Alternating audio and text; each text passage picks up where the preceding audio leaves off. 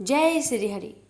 प्यारे भक्तों, आज आप श्रवण करें भाद्रपद माह में सुनी जाने वाली 9 कथाएं एक साथ।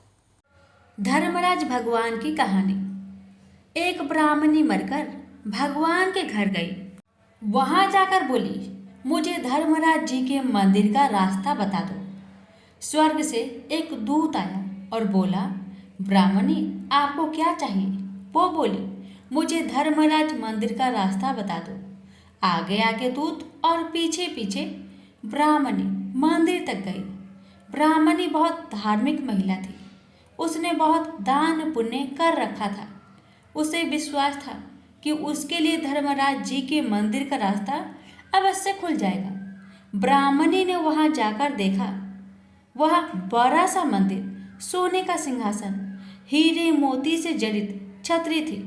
धर्मराज जी न्याय सभा में बैठे साक्षात इंद्र के समान शोभा पा रहे थे। यमराज जी सबको कर्मानुसार दंड दे रहे थे। ब्राह्मणी ने जाकर प्रणाम किया और बोली, मुझे बैकुंठ जाना है। धर्मराज जी ने चित्रगुप्त से कहा, लेखा जोखा सुनाओ। चित्रगुप्त ने लेखा सुनाया।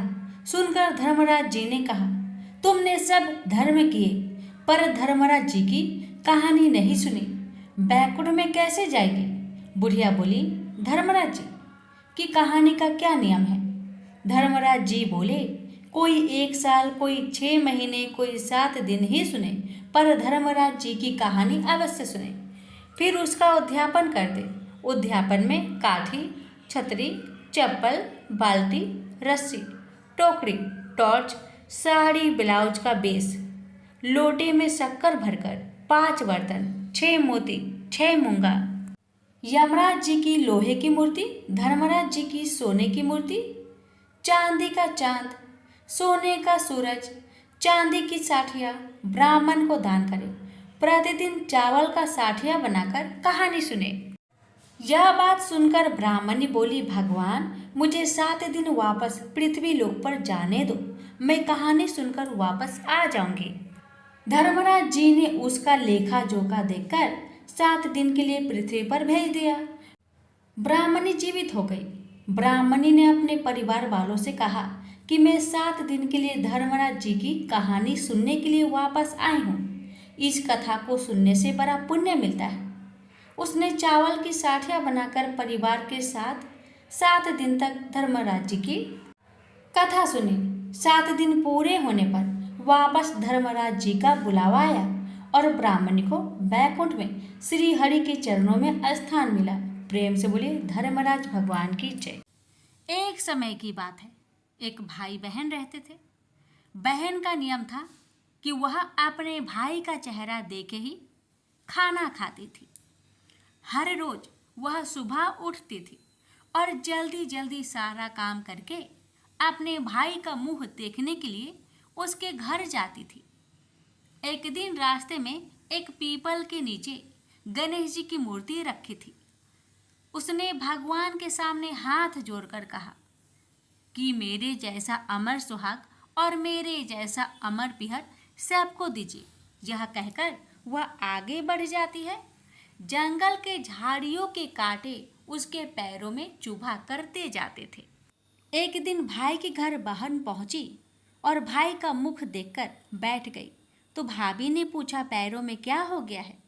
यह सुनकर उसने भाभी को जवाब दिया कि रास्ते में जंगल के झाड़ियों के गिरे हुए कांटे पाँव में चुभ गए हैं। जब वह वापस अपने घर आ जाए तब भाभी ने अपने पति से कहा कि रास्ते को साफ करवा दो, आपकी बहन के पाँव में बहुत सारे कांटे चुभ गए हैं। भाई ने तब कुल्हाड़ी लेकर सारी झाड़ियों को काटकर रास्ता साफ कर दिया, जिससे गणेश जी का स्थान भी वहां से हट गया। यह देखकर भगवान गुस्सा हो गए और उसके भाई के प्राण हर लिए। लोग अंतिम संस्कार के लिए जब भाई को ले जा रहे थे तब उसकी भाभी रोते हुए लोगों से कही, थोड़ी देर रुक जाओ, उसकी बहन आने वाली है, वह अपने भाई का मुख देखे बिना नहीं रह सकती, उसका यह नियम है। तब लोगों ने कहा, आज तो देख लेगी पर कल कैसे देखेगी? रोज दिन की तरह बहन अपने भाई का मुंह देखने के लिए जंगल में निकली। तब जंगल में उसने देखा कि सारा रास्ता साफ किया हुआ है। जब वह आगे बढ़ी तो उसने देखा कि सिद्धि विनायक को भी वहां से हटा दिया गया है। तब उसने जाने से पहले गणेश जी को एक अच्छे स्थान पर रखकर उन्हें स्थान दिया और हाथ जोड़कर बोली, भगवान, मेरे जैसा अमर सुहाग और मेरे जैसा अमर पिहर सबको देना। और फिर बोलकर आगे निकल गई। भगवान तब सोचने लगे, अगर इसकी नहीं सुनी तो हमें कौन मानेगा, हमें कौन पूजेगा। तब सिद्धि विनायक ने उसे आवाज दी, बेटी, इस खेजड़ी की 7 पत्तियां लेकर जा और उसे कच्चे दूध में घोलकर भाई के ऊपर छींटा मार देना, वह उठकर बैठ जाएगा। यह सुनकर जब बहन पीछे मुड़ी तो वहाँ कोई नहीं था। फिर वह यह सोचने लगी कि ठीक है, जैसा सुना वैसा कर लेती हूँ। फिर वह 7 खेजड़ी की पत्तियाँ लेकर अपने भाई के घर पहुँची। उसने देखा वहाँ कई लोग बैठे हुए हैं। भाभी बैठी रो रही है और भाई की लाश रखी है। तब उसने उस 7 पत्तियों को बताए हुए नियम के तहत भाई के ऊपर इस्तेमाल किया। तब भाई उठकर बैठ गया। भाई बोला बहन से, बोला मुझे बहुत ही गहरी नींद आ गई थी।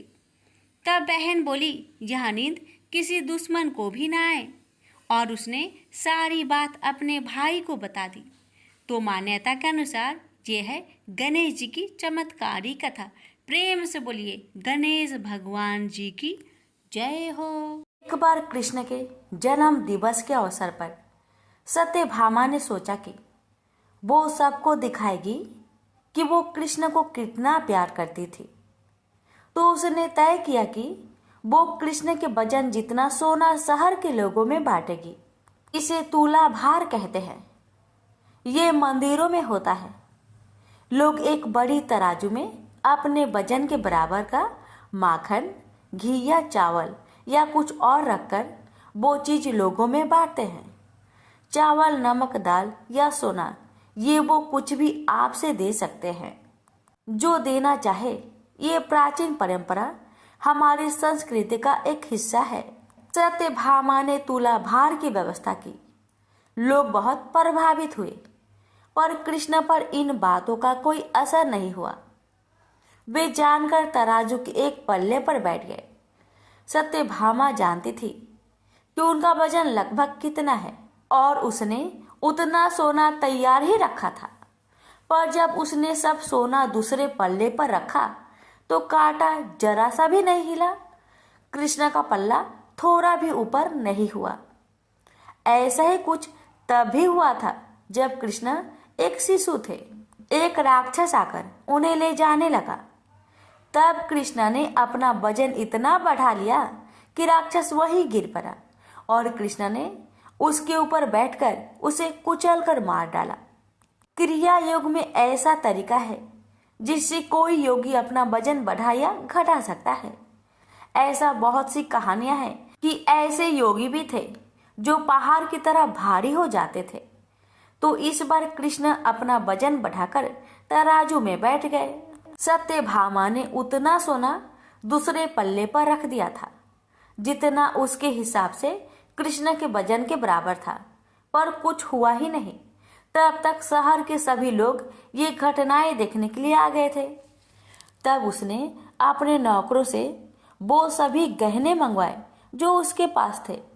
एक के बाद एक वो गहने डालती जा रही थी और सोच रही थी कि काम हो जाएगा, पर कुछ नहीं हुआ। तब उसने वो सब कुछ भी रख दिया जो उसके पास था, पर परला जरा भी नहीं हिला। वो रोने लगी क्योंकि ये सब उसके लिए बहुत शर्मजनक था। सारा शहर देख रहा था। उसके पास पर्याप्त सोना नहीं था। वो जो हमेशा अपनी संपत्ति के बारे में इतनी घमंडी थी, उसके पास पर्याप्त सोना न था और उसे समझ में नहीं आ रहा था कि वो क्या करे।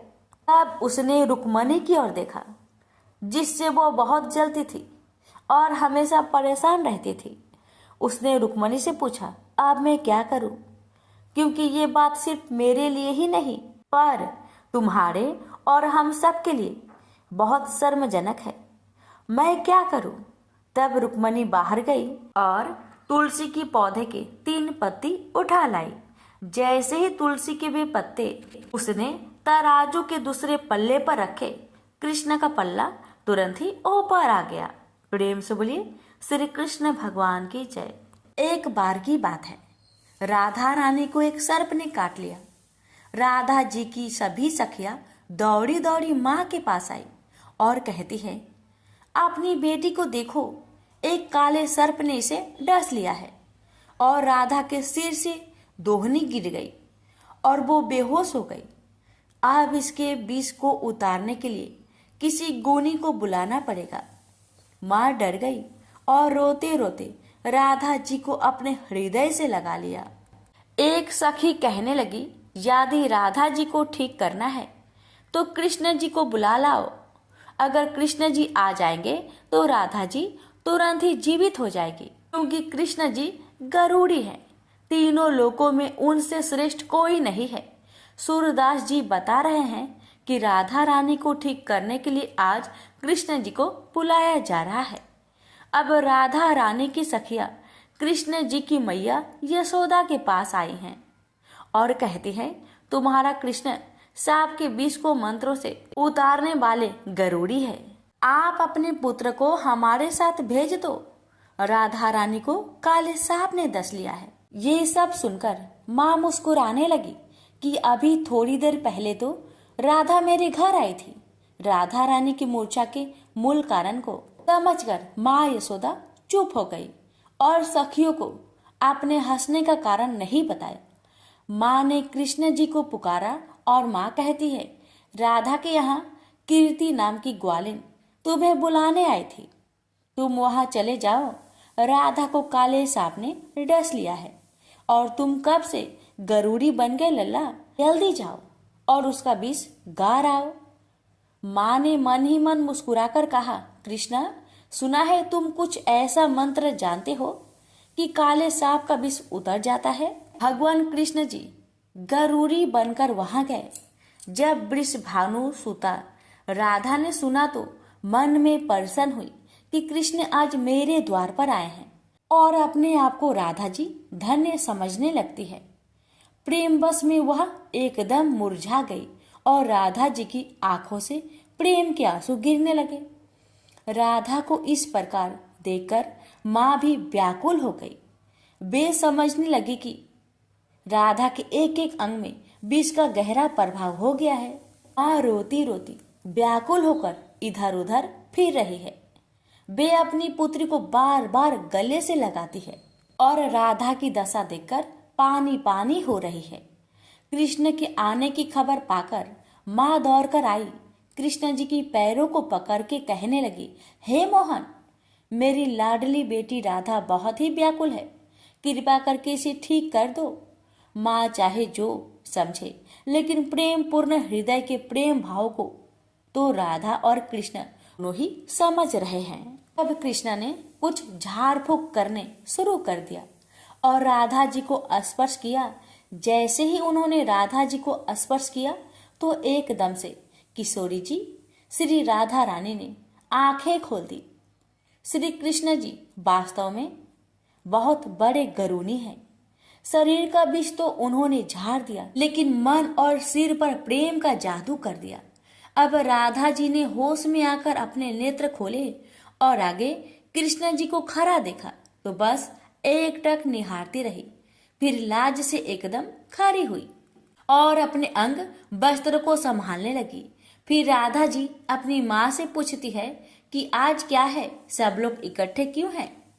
माँ ने कहा, राधा, तुम्हें सांप ने डस लिया था और तुम्हें अपने तन मन की सुधि नहीं रह गई थी। माता राधा को बताने लगी कि कृष्ण ने मंत्रों के द्वारा तुम्हारा उपचार किया है। राधा की माँ बार बार कुंवर कन्हैया की बड़ाई कर रही है। माँ ने कृष्ण जी के मुख को चूमा, गले से लगाया और फिर अपने घर भेज दिया। वह कहती है कि माँ यशोदा की कोख धन्य धन्य है जिससे कृष्ण जैसे सुपुत्र का अवतार हुआ है। इसने तो तुरंत ही ऐसा उपाय कर दिया कि मेरी मरी हुई बेटी को जिंदा कर दिया। माता मन ही मन सोचती है कि राधा कृष्ण की यह जोड़ी तो मानो भगवान ने सोच समझकर बनाई है। वज्र के घर घर में यह चर्चा चल पड़ी कि कृष्ण जी बड़े ही गरूड़ी है। भगवान ने इस तरह से बहुत सी सुंदर प्रेम लीलाएं ब्रज में की है। प्रेम से बोलिए राधे राधे। नवग्रहों की कथा। किसी गांव में दो भाई बहन रहते थे। एक बार भाई अपनी बहन से मिलने जा रहा था। रास्ते में एक सांप बैठा था जो भाई को डसने को तैयार था। भाई ने सांप से विनती की, तू मुझे मत डस, क्योंकि मैं अपनी माँ का इकलौता बेटा हूँ और अपनी बहन का भी एक ही भाई हूँ। सांप नहीं माना। उसने कहा कि तेरी नवग्रह की दशा चल रही है, मैं तुझे डसूंगा ही। भाई बोला, ठीक है, मुझे डसना ही है तो डस लेना, लेकिन मुझे अपनी बहन से मिलकर आने दे। सांप फिर बोला कि क्या पता तू इस रास्ते से आए कि ना आए, इसलिए मुझे तो अभी डसने दो। भाई ने सांप से कहा कि ठीक है, तुझे मुझ पर विश्वास नहीं तो तू मेरे साथ मेरे थैले में बैठ जा। उसने सांप को अपने थैले में रखा और ऊपर से उस पर फूल पत्ते रख दिए। भाई बहन के घर पहुंचा तो उस समय बहन नवग्रह की कहानी कह रही थी। बहन ने कहा कि भाई तू पहले बैठ जा, पहले हम कहानी कहेंगे फिर दोनों बात करेंगे। बहन ने कहानी शुरू की। जीव की, जानवर की, हाथी की, घोड़े की, भाई बहन की, घर के धनी की, लड़की के जमाई की, देवरानी की, जेठानी की, सास की, ससुर की, संग की सहेलियों की, सबके 9 ग्रह साथ हो जाओ। ग्रह चले 8 पग, बंदा चले 4 पग, सांप बिच्छू भौरे सब आग में जल जाए। कहानी कहकर बहन खड़ी हो गई। बहन ने अब भाई की सुध ली और कहा कि भाई इस थैले में क्या है। भाई बोला, बहन कुछ नहीं लाया हूँ। लेकिन बहन ने जबरदस्ती थैला छीन लिया और जब खोला तो उसमें रखे बेल पत्ते व फूल केले संतरे बन गए और जो सांप रखा था वह हार बन गया। केले संतरे उसने बच्चे को दे दिए और हार खुद पहन लिया। हार पहनकर घर से बाहर आई तो भाई बोला कि बहन तू तो बहुत गरीब थी, फिर यह हार कहाँ से आया।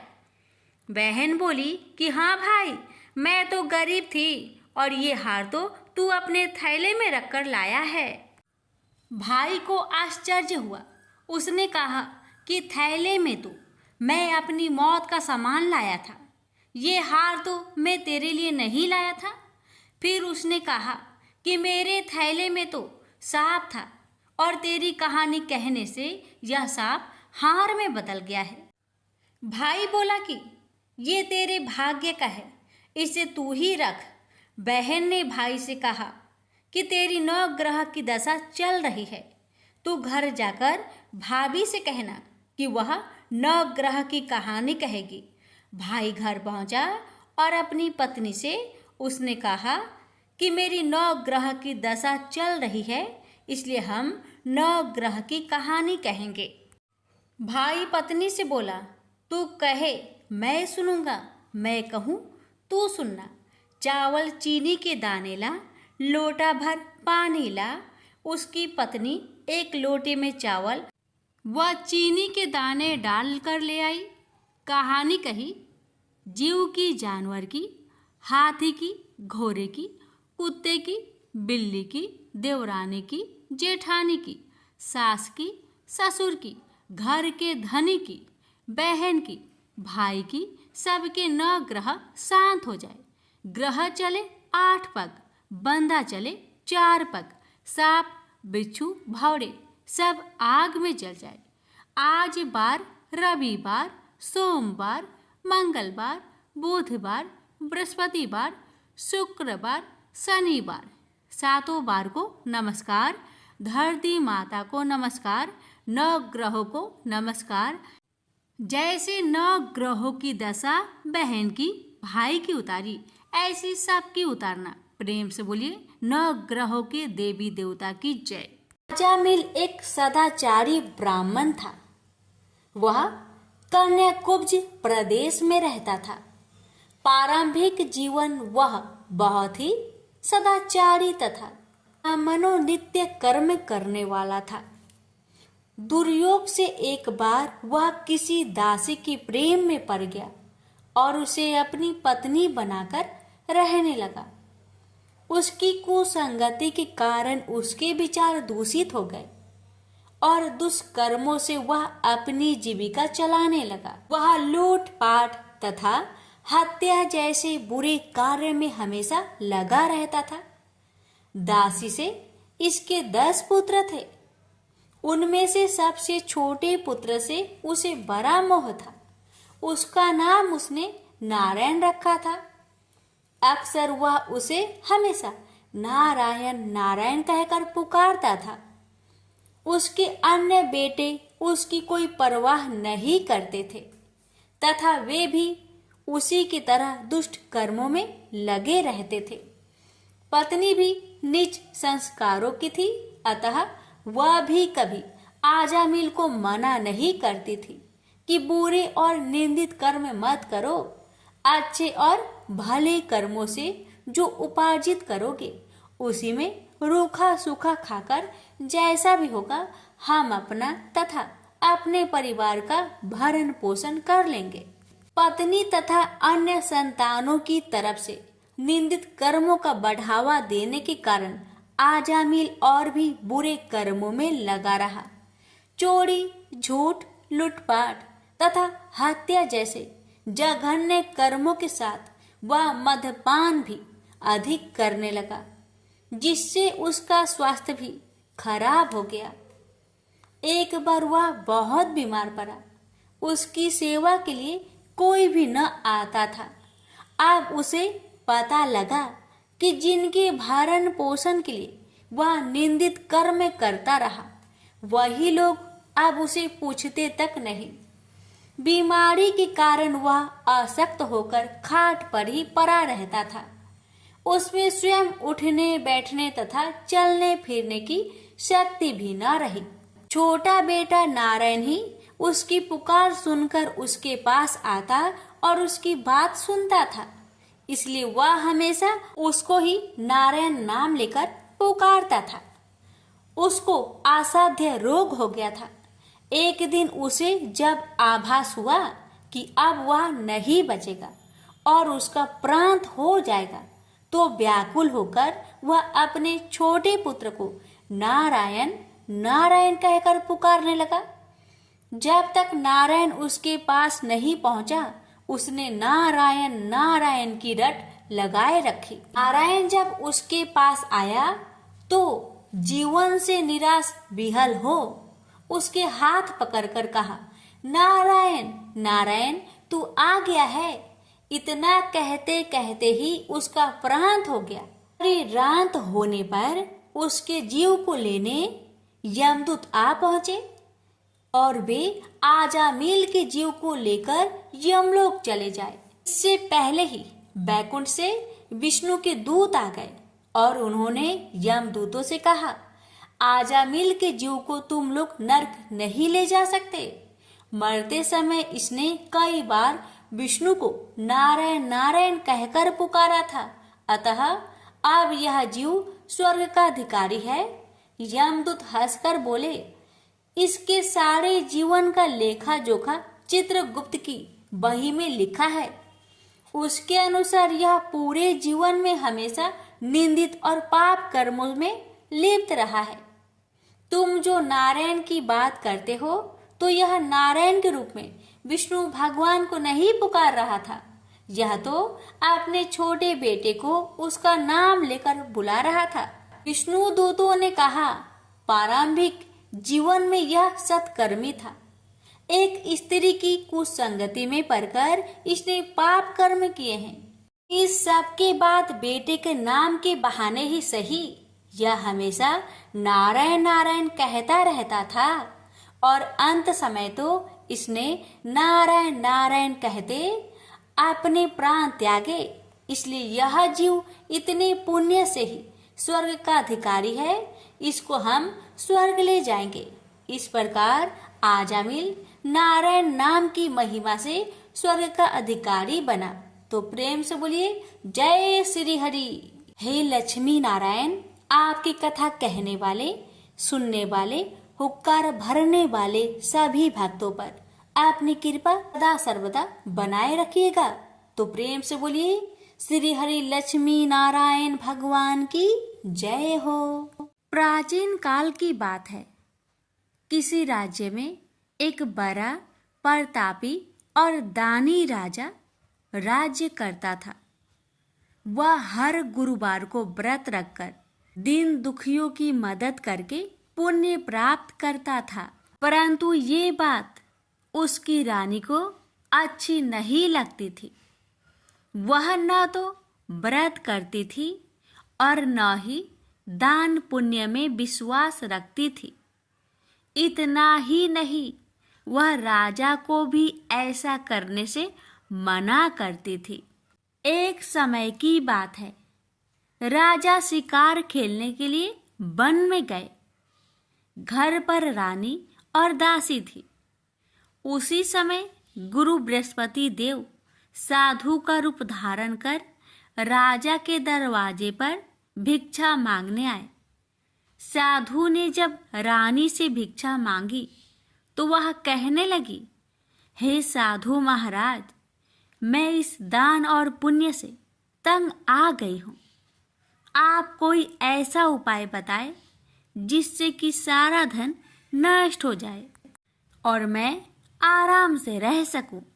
इतना सुनकर बृहस्पति देव ने कहा, हे देवी, तुम बड़ी विचित्र हो। संतान और धन से कोई दुखी होता है। अगर अधिक धन है तो उसे शुभ कार्यों में लगाओ, कुंवारी कन्याओं का विवाह कराओ, विद्यालय और बाग बगीचे का निर्माण कराओ, जिससे तुम्हारे दोनों लोग सुधरे। परंतु साधु की इन बातों से रानी को खुशी नहीं हुई। उसने कहा कि मुझे ऐसे धन की आवश्यकता नहीं है जिसे मैं दान दूं और जिसे संभालने में मेरा सारा समय नष्ट हो जाए। तब साधु ने कहा, अगर तुम्हारी ऐसी इच्छा है तो मैं जैसा तुम्हें बताता हूँ तुम वैसा ही करना। गुरुवार के दिन तुम घर को गोबर से लिपना, अपने बालों को पीली मिट्टी से धोना, राजा से हजामत बनाने को कहना, भोजन में मांस मदिरा का प्रयोग करना, कपड़े धोबी के यहाँ धुलने देना। इस प्रकार 7 बृहस्पतिवार करने से तुम्हारा समस्त धन नष्ट हो जाएगा। इतना कहकर साधु के रूप में बृहस्पति देव अंतर ध्यान हो गए। साधु के अनुसार कई बातों को पूरा करते हुए रानी को केवल 3 बृहस्पतिवार ही बीते थे कि उसकी समस्त धन संपत्ति नष्ट हो गई। भोजन के लिए राजा का परिवार तरसने लगा। तब एक दिन राजा ने रानी से बोला कि हे रानी, तुम यहीं रहो, मैं दूसरे देश को जाता हूँ, क्योंकि यहाँ पर सभी लोग मुझे जानते हैं, इसलिए मैं कोई छोटा कार्य नहीं कर सकता। ऐसा कहकर राजा दूसरे देश चला गया। वहाँ वह जंगल से लकड़ी काट कर लाता और शहर में बेचता। इस तरह वह अपना जीवन व्यतीत करने लगा। इधर राजा के परदेश जाते ही रानी और दासी दुखी रहने लगी।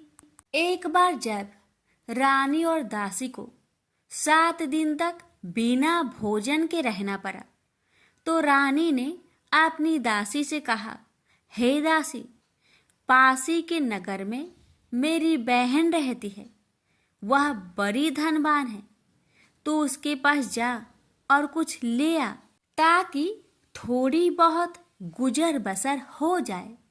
दासी रानी की बहन के पास गई।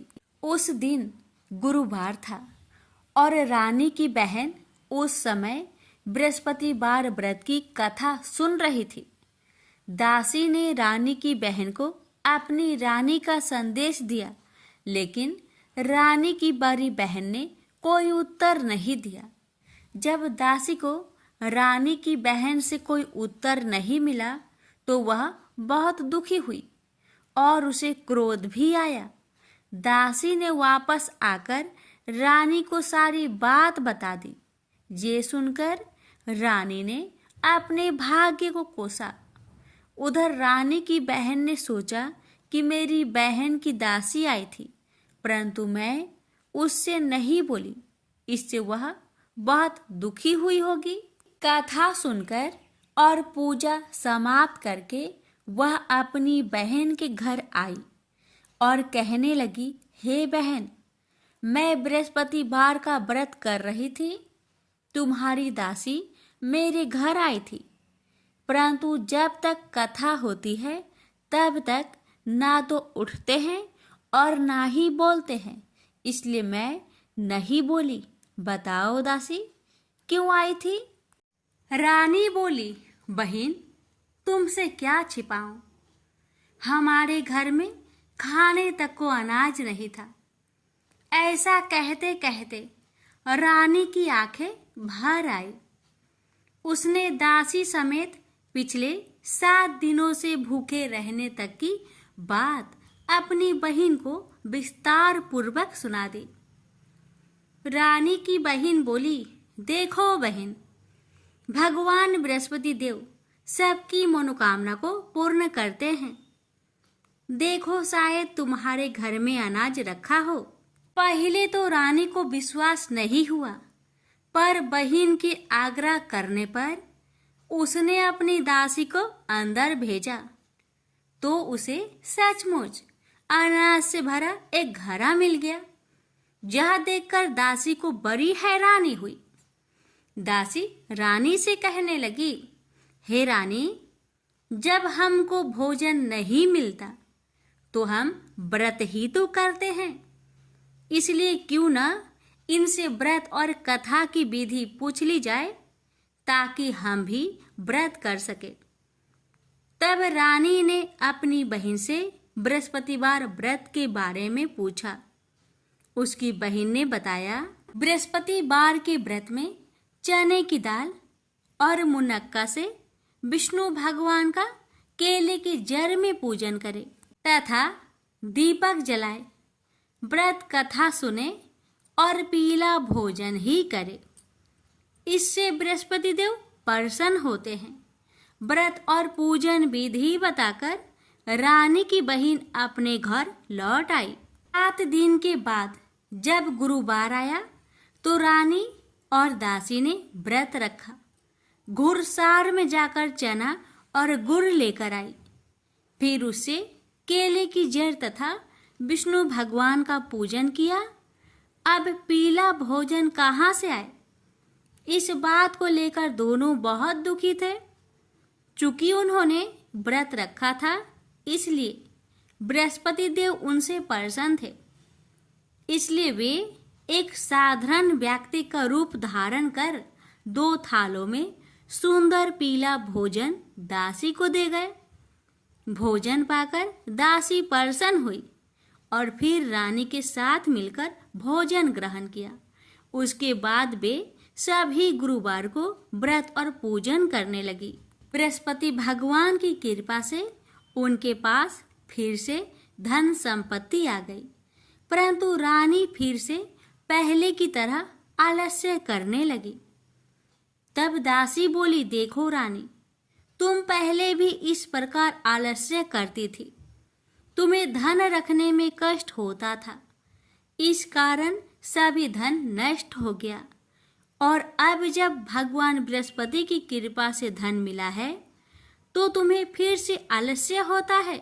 रानी को समझाते हुए दासी कहती है कि बड़ी मुसीबतों के बाद हमने यह धन पाया है, इसलिए हमें दान पुण्य करना चाहिए, भूखे मनुष्य को भोजन कराना चाहिए और धन को शुभ कार्य में खर्च करना चाहिए, जिससे तुम्हारे कुल का यश बढ़ेगा, स्वर्ग की प्राप्ति होगी और पितृ प्रसन्न होंगे। दासी की बात मानकर रानी अपना धन शुभ कार्य में खर्च करने लगी, जिससे पूरे नगर में उसका यश फैलने लगा। बृहस्पतिवार व्रत कथा के बाद श्रद्धा के साथ आरती की जानी चाहिए। इसके बाद प्रसाद बांटकर उसे ग्रहण करना चाहिए। एक दिन राजा दुखी होकर जंगल में एक पेड़ के नीचे आसन जमाकर बैठ गया। वह अपनी दशा को याद करके व्याकुल होने लगा। बृहस्पतिवार का दिन था। एकाएक उसने देखा कि निर्जन वन में एक साधु प्रकट हुए। वह साधु भेष में स्वयं बृहस्पति देवता थे। लकड़हारे के सामने आकर बोले, हे लकड़हारे, इस सुनसान जंगल में तू चिंता मग्न क्यों बैठा है? लकड़हारे ने दोनों हाथ जोड़कर प्रणाम किया और उत्तर दिया, महात्मा जी, आप सब कुछ जानते हैं, मैं क्या कहूँ? यह कहकर रोने लगा और साधु को अपनी आत्मकथा सुनाई। महात्मा जी ने कहा, तुम्हारी स्त्री ने बृहस्पति के दिन बृहस्पति भगवान का निरादर किया है, जिसके कारण रुष्ट होकर उन्होंने तुम्हारी यह दशा कर दी। अब तुम चिंता को दूर करके मेरे कहने पर चलो तो तुम्हारे सब कष्ट दूर हो जाएंगे और भगवान पहले से भी अधिक संपत्ति देंगे। तुम बृहस्पतिवार के दिन कथा किया करो। 2 पैसे के चने मुनक्का लाकर उसका प्रसाद बनाओ और शुद्ध जल से लोटे में शक्कर मिलाकर अमृत तैयार करो। कथा के पश्चात अपने सारे परिवार और सुनने वाले प्रेमियों में अमृत व प्रसाद बांटकर आप भी ग्रहण करो। ऐसा करने से भगवान तुम्हारी सब मनोकामनाएं पूरी करेंगे। साधु के ऐसे वचन सुनकर लकड़हारा बोला, हे प्रभु, मुझे लकड़ी बेचकर इतना पैसा नहीं मिलता जिससे भोजन के उपरांत कुछ बचा सकूं। मैंने रात्रि में अपने स्त्री को व्याकुल देखा है और मेरे पास कुछ भी नहीं जिससे मैं उसकी खबर मंगा सकूं। साधु ने कहा, हे लकड़हारे, तुम किसी बात की चिंता मत करो। बृहस्पति के दिन तुम रोजाना की तरह लकड़ियां लेकर शहर को जाओ। तुम्हारे रोज से दुगुना धन प्राप्त होगा, जिससे तुम भली भांति भोजन कर लोगे तथा बृहस्पति देव की पूजा का सामान भी आ जाएगा। इतना कहकर साधु अंतर्ध्यान हो गए। धीरे धीरे समय व्यतीत होने पर फिर वही बृहस्पतिवार का दिन आया। लकड़हारा जंगल से लकड़ी काटकर किसी शहर में बेचने गया। उसे उस दिन और दिन से अधिक पैसा मिला। राजा ने चना गुड़ आदि लाकर गुरुवार का व्रत किया। उस दिन से उसके सभी कलेश दूर हुए। परंतु जब दोबारा गुरुवार का दिन आया तो बृहस्पतिवार का व्रत करना भूल गया। इस कारण बृहस्पति भगवान नाराज हो गए। उस दिन उस नगर के राजा ने विशाल यज्ञ का आयोजन किया तथा शहर में यह घोषणा करा दी कि कोई भी मनुष्य अपने घर में भोजन न बनावे, न आग जलावे। समस्त जनता मेरे यहाँ भोजन करने आवे। इस आज्ञा को जो न मानेगा उसे फांसी की सजा दी जाएगी। इस तरह की घोषणा संपूर्ण नगर में करवा दी गई।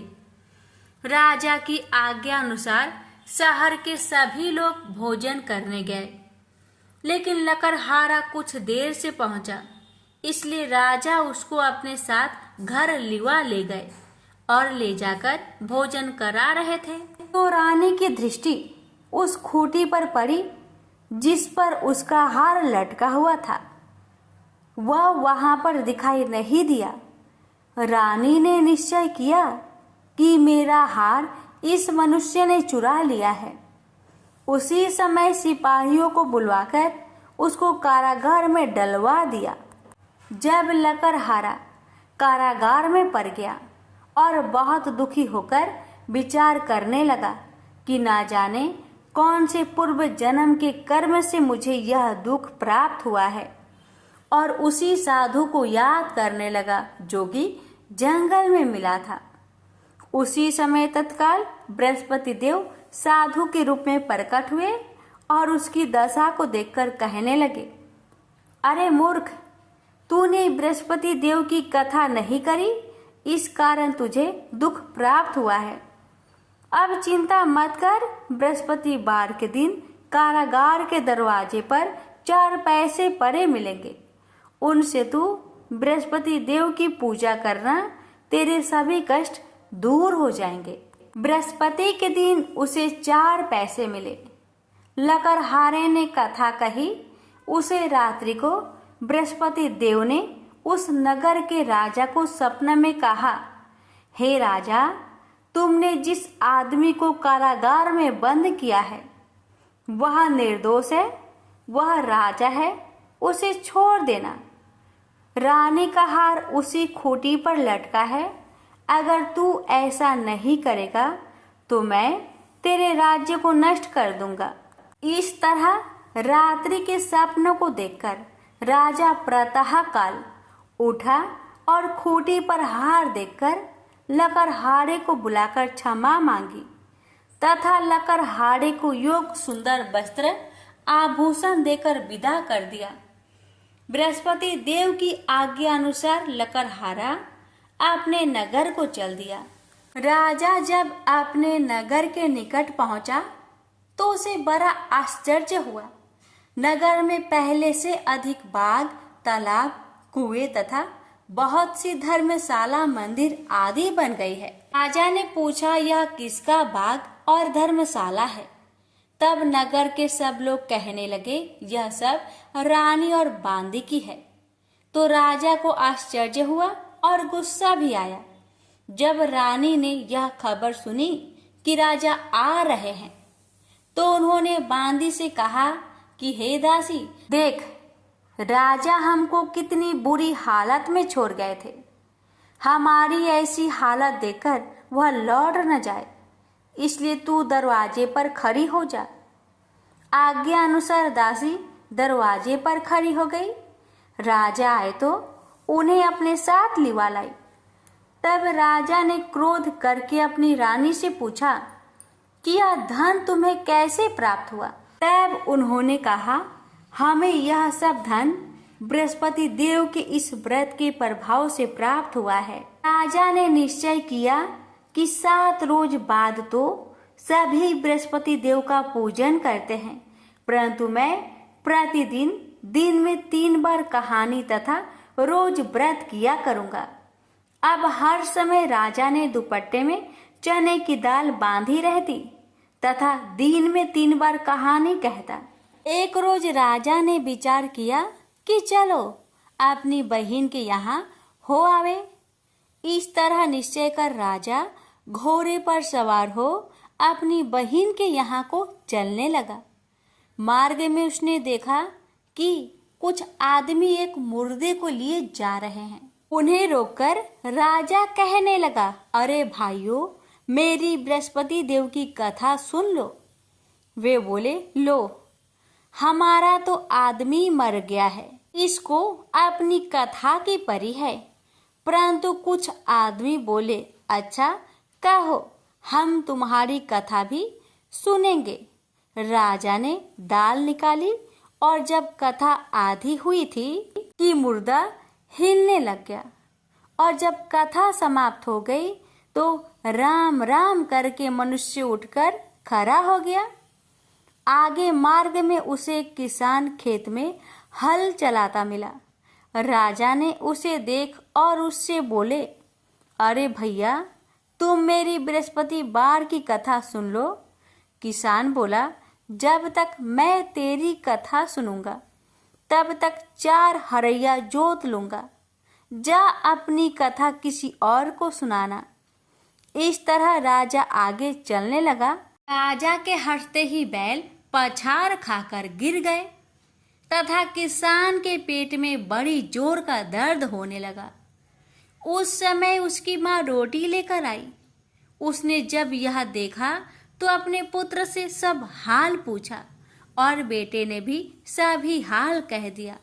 तो बुढ़िया दौड़ी दौड़ी उस घोड़ सवार के पास गई और उससे बोली कि मैं तेरी कथा सुनूंगी, तू अपनी कथा मेरे खेत पर चलकर ही कहना। राजा ने बुढ़िया के खेत पर जाकर कथा कही। इसके सुनते ही वह बैल उठ खड़ा हुई तथा किसान के पेट का दर्द भी बंद हो गया। राजा अपनी बहन के घर पहुंचा। बहन ने भाई की खूब मेहमानी की। दूसरे रोज प्रातःकाल राजा जागा तो वह देखने लगा कि सब लोग भोजन कर रहे हैं। राजा ने अपनी बहन से कहा, ऐसा कोई मनुष्य है जिसने भोजन नहीं किया हो? मेरी बृहस्पतिवार की कथा सुन ले। बहन बोली, हे भैया, यह देश ऐसा ही है कि पहले यहाँ लोग भोजन करते हैं, बाद में अन्य काम करते हैं। अगर कोई पड़ोस में हो तो देख आऊं। वह ऐसा कहकर देखने चली गई, परंतु उसे कोई ऐसा व्यक्ति नहीं मिला जिसने भोजन न किया हो। अतः वह एक कुम्हार के घर गई जिसका लड़का बीमार था। उसे मालूम हुआ कि उनके यहाँ 3 रोज से किसी ने भोजन नहीं किया है। रानी ने अपने भाई की कथा सुनने के लिए कुम्हार से कहा। वह तैयार हो गया। राजा ने जाकर बृहस्पतिवार की कथा कही, जिसको सुनकर उसका लड़का ठीक हो गया। अब तो राजा की प्रशंसा होने लगी। एक रोज राजा ने अपनी बहन से कहा कि हे बहन, हम अपने घर को जाएंगे, तुम भी तैयार हो जाओ। राजा की बहन ने अपनी सास से कहा। सास ने कहा, हाँ चली जा, परंतु अपने लड़कों को मत ले जाना, क्योंकि तेरे भाई के कोई औलाद नहीं है। बहन ने अपने भैया से कहा, हे भैया, मैं तो चलूंगी पर कोई बालक नहीं जाएगा। राजा बोला, जब कोई बालक नहीं चलेगा तब तुम ही क्या करोगी? बड़े दुखी मन से राजा अपने नगर को लौट आया। राजा ने अपनी रानी से कहा, हम निरवंशी है, हमारा मुंह देखने का धर्म नहीं है और कुछ भोजन आदि नहीं किया। रानी बोली, हे प्रभु, बृहस्पति देव ने हमें सब कुछ दिया है, वह हमें औलाद अवश्य देंगे। उसी रात को बृहस्पति देव ने राजा से सपने में कहा, हे राजा, उठ, सभी सोच त्याग दे, तेरी रानी गर्भ से है। राजा को यह बात सुनकर बड़ी खुशी हुई। 9वें महीने में उसके गर्भ से एक सुंदर पुत्र पैदा हुआ। तब राजा बोला, हे रानी, स्त्री बिना भोजन के रह सकती है, पर बिना कहे नहीं रह सकती। जब मेरी बहन आवे तुम उससे कुछ मत कहना। रानी ने सुनकर हाँ कर दिया। जब राजा की बहन ने यह शुभ समाचार सुना तो वह बहुत खुश हुई तथा बधाई लेकर अपने भाई के यहाँ आई।